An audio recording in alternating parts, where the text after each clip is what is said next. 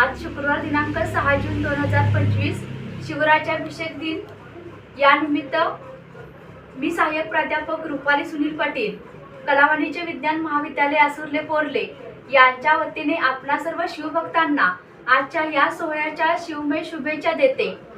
6 जून 1674 रोजी शिवरायांनी शिवराज्याभिषेक करून घेतला।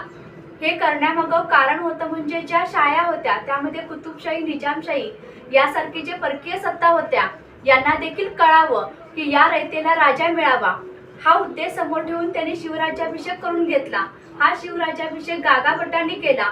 त्यावेळी 32 मन सोन्याचे सिंहासनावर शिवरायांना अधिष्ठान देण्यात आले आणि त्यांच्या समेत होते ते राणी सोयराबाई होत्या आणि त्यांच्यासोबत असणाऱ्या सगळ्या राण्या आणि युवक छत्रपती संभाजी महाराज हे देखील होते। हा राज्याभिषेक हिंदनी रायगडावर घडवून आला। यावेळी विविध परकीय सत्ता असतील, परकीय देशातले सगळे प्रतिष्ठित व्यक्ती होत्या आणि सेनापती होते, सगळे राजे होते। या राजांच्या साक्षीने, या सर्व रयतेच्या साक्षीने हा शिवराज्याभिषेक घडून आला आणि हा शिवराज्याभिषेक घडून आला त्यावेळी रयतेमध्ये एक सुख समृद्धी नांदू लागली आणि त्या दिवशी रायगड हा पूर्णतः आनंदाने रायगडाचा आनंद गगनात मावत नव्हता। हा शिवराज्याभिषेक झाल्यानंतर त्यांनी प्रथमतः मातोश्री जिजामाता यांचे आशीर्वाद घेतले। त्यानंतर ते भवानी मातेच्या मंदिरात जाऊन त्यांनी तिथेही त्यांनी सोन्याचे दान केले, चांदीचे दान केले।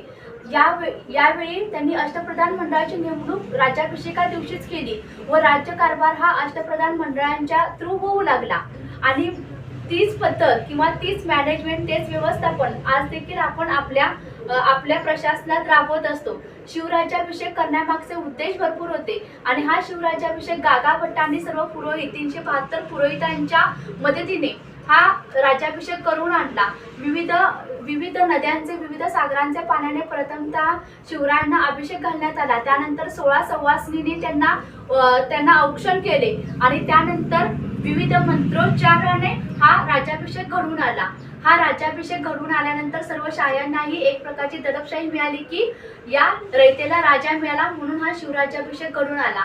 आज देखील रायगडावर हा सोहळा आयोजित केला जातो आणि या सोहळ्याला सर्व महाराष्ट्रातील, सर्व देशातील शिवभक्त हे तेथे जात असतात। पुनश्च एकदा आपल्या सर्वांना आजच्या या शिवराज्याभिषेक दिन सोहळ्याच्या शिवमय शुभेच्छा देते आणि थांबते। जय जिजाऊ, जय शिवराय, जय शंभूराजे।